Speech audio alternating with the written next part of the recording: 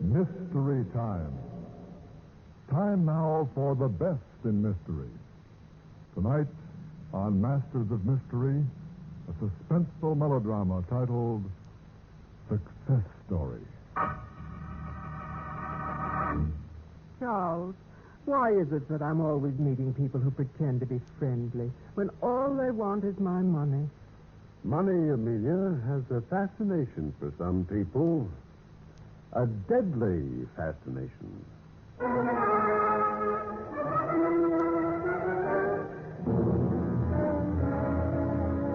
Good evening. This is Don Dowd, your host for Mystery Time. Back again to introduce another in ABC Radio's great Monday through Friday lineup of mystery dramas. Every night at this time, a new and different story. Our drama tonight on Masters of Mystery, produced by Clark Andrews and written by Robert E. Foster, is titled Success Story. The central character of our story is a man who believes in making plans for his future, plans that include even murder. So here, live on Masters of Mystery, Success Story.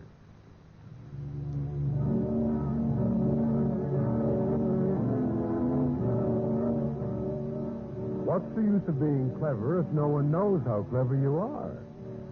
Any psychologist will tell you that the urge to boast is a fundamental one, and I'll never have a better opportunity. All right, I'll start with the moment when I sat in my room cleaning red clay off my handmade shoes. It was 20 years since I cleaned my own shoes, but I couldn't risk letting anyone else do it. That red clay was a dead giveaway if anyone had seen it, but no one did. Yes? Charles? Yes, Amelia, what is it? Charles, I hate to bother you, but could you come over? I'm terribly upset. The police are here. Police? Well, tell me what's wrong. I don't know exactly, but someone tried to shoot me. Shoot you? Was it Henry? The police don't know for sure yet, but they suspect him. Amelia, I know Henry was a favorite of your father's, but I tell you the man is dangerous. You've got to get rid of him. Please, Charles, I can't discuss it now. Can you come over? Of course, I'll be right over.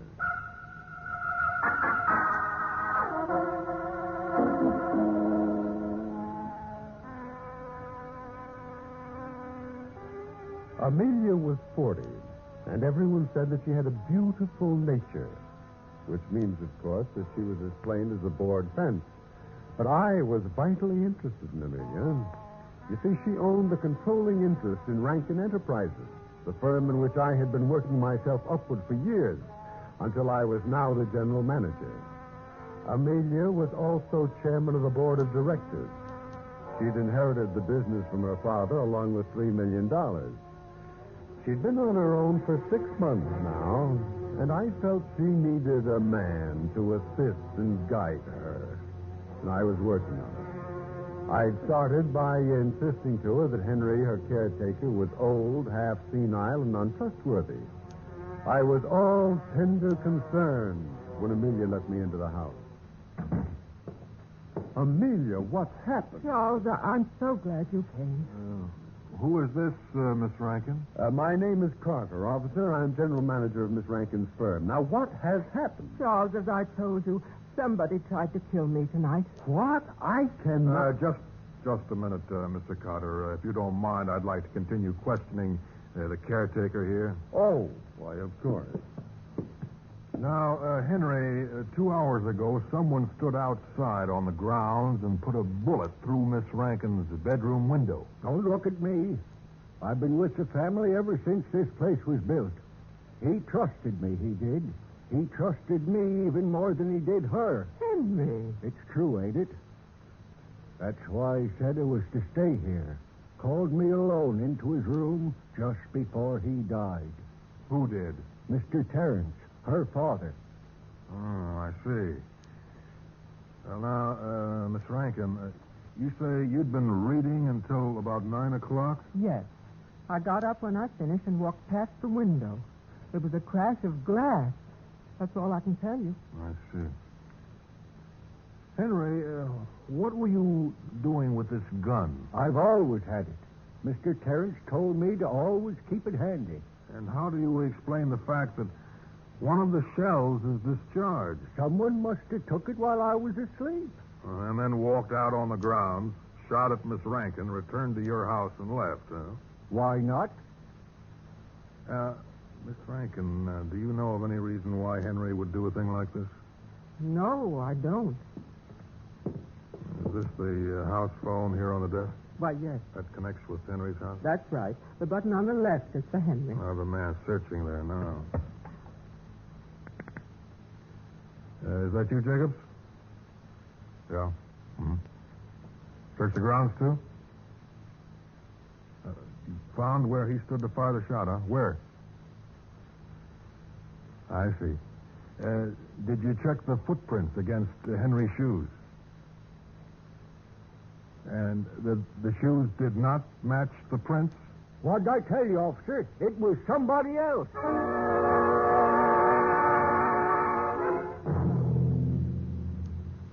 Well, they're gone at last. Amelia, will you believe me now?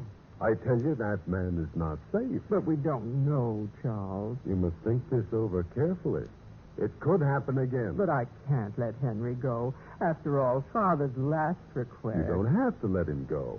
Well, then, what do you think I should do, Charles? Amelia, perhaps what you need is someone here to protect you. Yes. Perhaps you're right, Charles.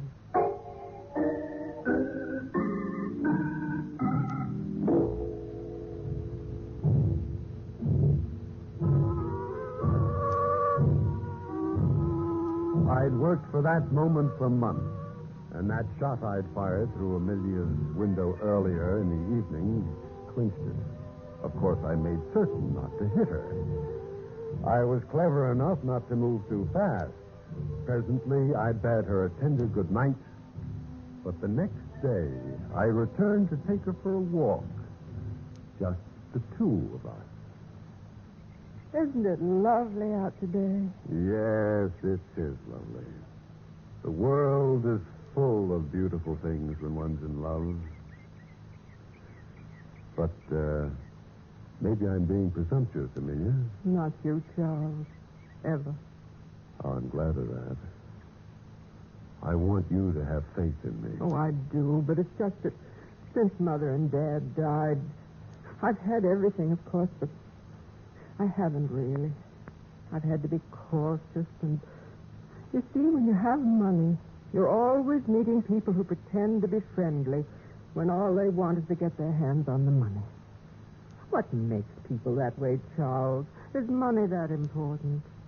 It has a terrible fascination for some people. If I thought a lot of someone and I found his motive was that, it would hurt me terribly. Of course it would, Amelia. And, Charles, you've been so sweet and kind. I've never been so happy, even though I am so alone. Amelia, you do need someone. With Henry there, things the way they are, you ought to have someone to take care of you and well, to look out for everything. What are you trying to say, Charles? I'm asking you to marry me. Do you really mean it? Of course I do. I'm so happy. Yes, Charles. Yes.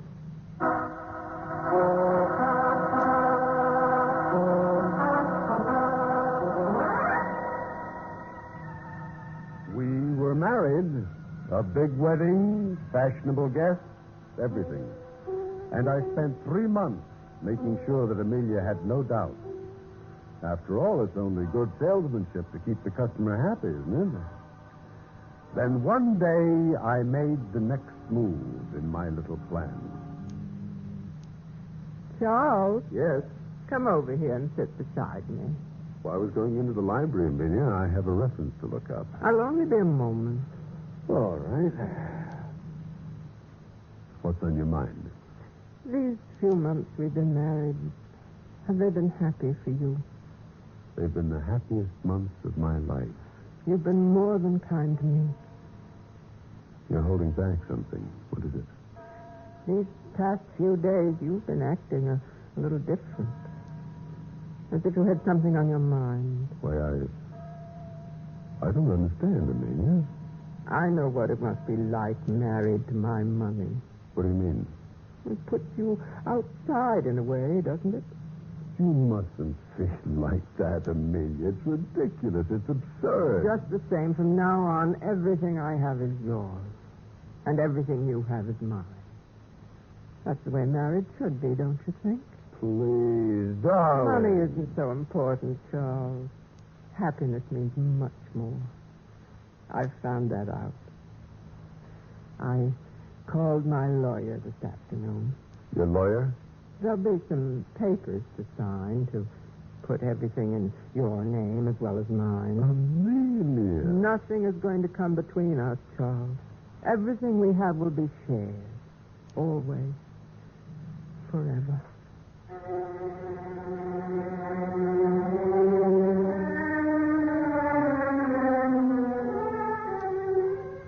The papers were signed. Now I shared my everything with Amelia, including $3 million. But you have no idea how tiresome a woman like Amelia can be, particularly when she insists on being with you every minute of the time, because she loves you. So there was one more step in my plans. One afternoon, I walked into the Tecumseh Hotel in North City, 100 long miles from Green Acres in Amelia. My name's Charles Carter. I have a reservation. Let's see. Room 241. I asked for something at the back of the building. I have some reports to write, and I'll need quiet. You'll find this satisfactory, I'm sure. Soundproofing in the rear. Well, I'll be typing all afternoon and possibly late into the night. I don't want to be disturbed under any circumstances. Yes, sir. I'll tell the operator. Please tell the maids, too. If they hear me typing inside, they're not to come in. Certainly, Mr. Carter. Front. Oh, clerk. Excuse me. Sorry. Sorry. It was clumsy of me to bump into you. Quite all right. Clerk, my name is Lane. You're holding a reservation for me? That's right, Mr. Lane. I'll be right with you. The boy has your bag, Mr. Carter. You can go up now.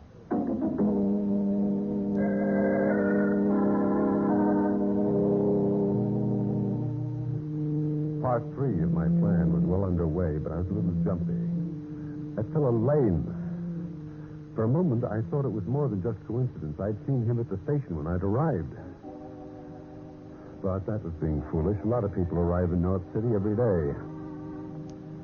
10 minutes later, alone in room 241, I opened my bag, took out a small portable phonograph with a repeating attachment on it. I put on a special record and listened.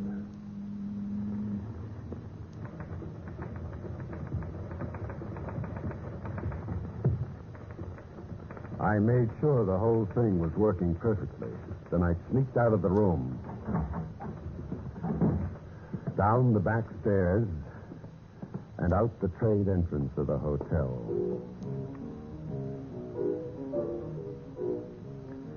In a bar around the corner, I found a telephone. Put in a long-distance call to Johnson, my assistant at the factory. I told him I was in North City and be there overnight. Then I phoned the hotel. Good afternoon. Tecumseh Hotel. Will you ring Mr. Charles Carter's room, please? I'm sorry, Mr. Carter isn't receiving any calls. This is important. I'm the superintendent of one of his plants. I'm sorry, sir. You care to leave a message? He is there, isn't he?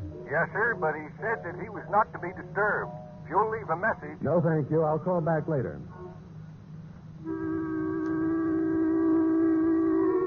As I hung up, I knew that all my orders would be obeyed. Nothing would go wrong with my plan. On my way to get my car, I stopped and bought a bottle of liquor. That was to make Henry, the caretaker, sleep better, because Henry was an important part of my plan. 2 hours later, I was driving up the road to Green Acres. But before I got to the house, I turned off the road and left the car in a wooded section. Then I walked up to the house, let myself in quietly, and found Amelia in the living room.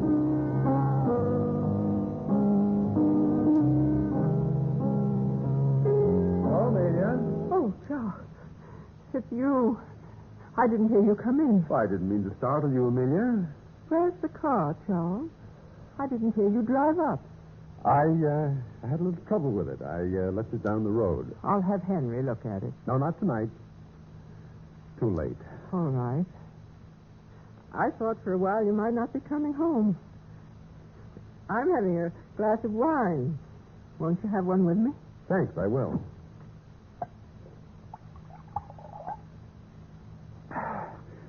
That tastes good. You seem very keyed up, Charles.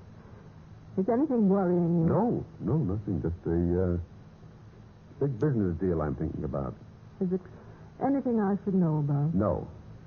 Not yet, anyway. Johnson called this afternoon. He was looking for some reports. Yes, I know.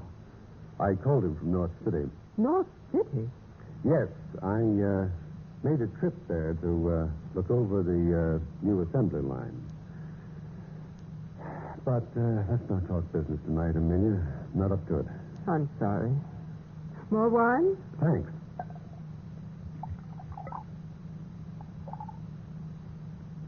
That's fine. Now, why don't you run up to bed, Amelia? I want to take a bottle of bourbon over to Henry, just a friendly little gesture. Poor Henry. He has been acting more oddly than ever. As if he resented something. I'll try to fix things up. Get him back in a good frame of mind. Don't sit up all hours now, will you? No, Amelia. I'll be back soon. Don't wait up for me.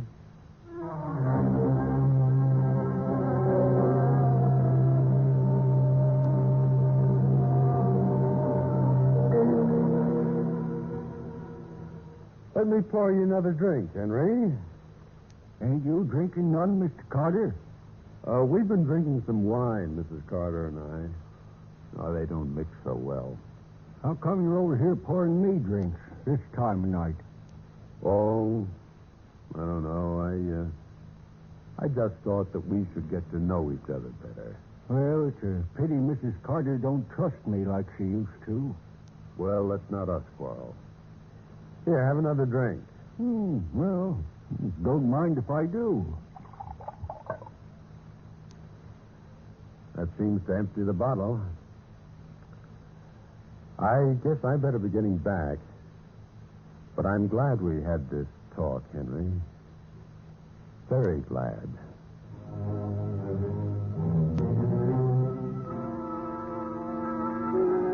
Yes, we'd had a very successful talk, Henry and I. He was nodding when I left. The liquor would put him to sleep fast. I hurried back to the house, stopping only long enough to pick up Henry's work gloves and his hatchet from the woodpile. I entered the house carefully. It was dark. I felt my way toward the stairs, and just as I reached the bottom step, I bumped against the standing lamp. Charles? Is that you, Charles? Yes. Yes, it's me. What happened? I just bumped into a lamp. Oh, lock the door before you come up, will you, dear? Yes, of course. Go back to sleep now.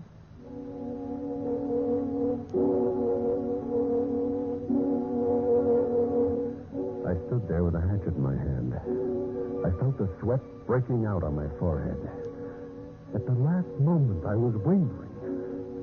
I waited, telling myself I was waiting for Amelia to go back to sleep. I was really trying to get up my nerve again. Everything was perfect so far. There wasn't a reason in the world for not going through with it.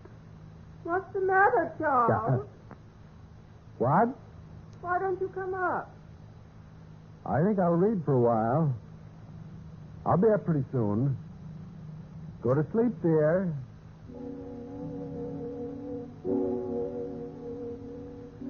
I spent a moment running over in my mind what I must do.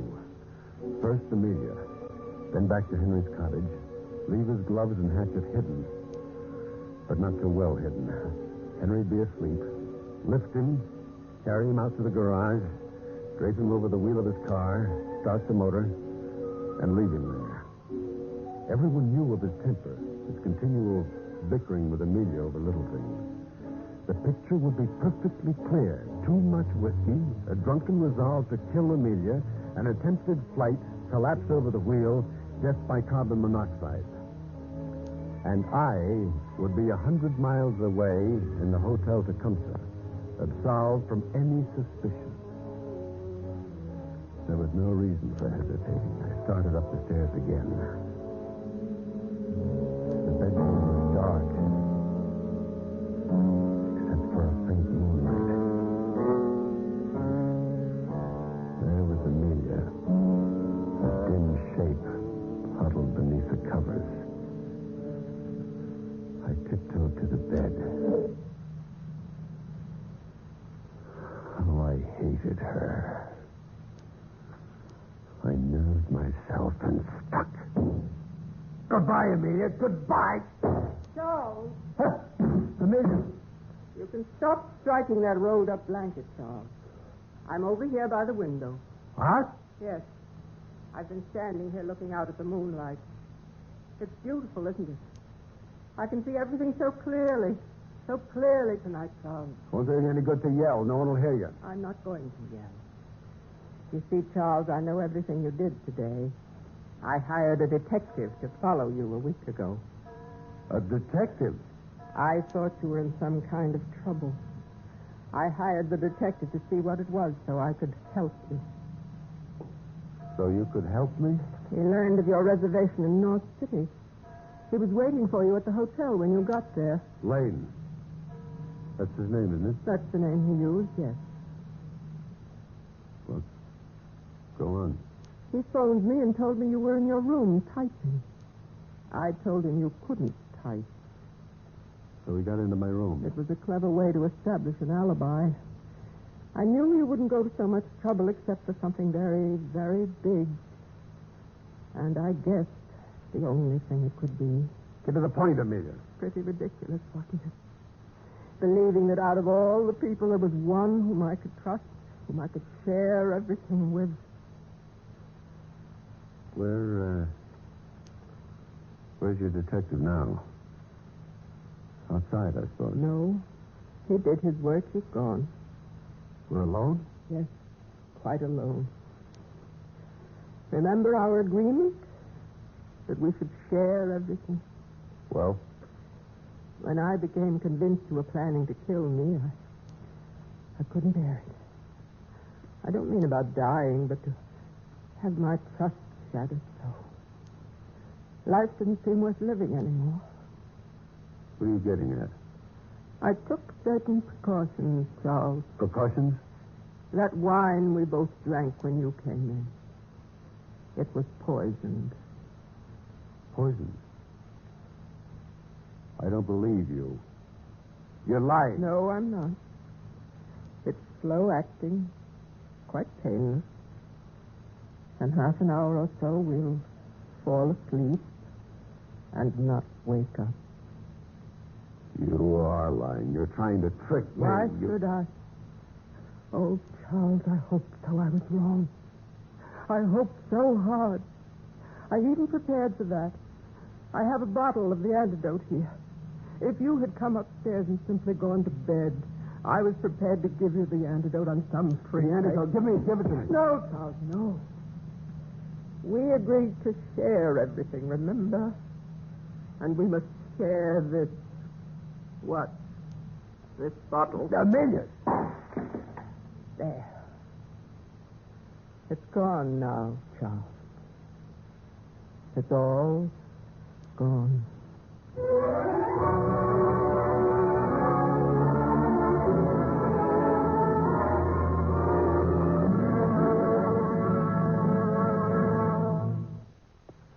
This is Don Dowd again, your host for Mystery Time. You have just heard Masters of Mystery, live from New York.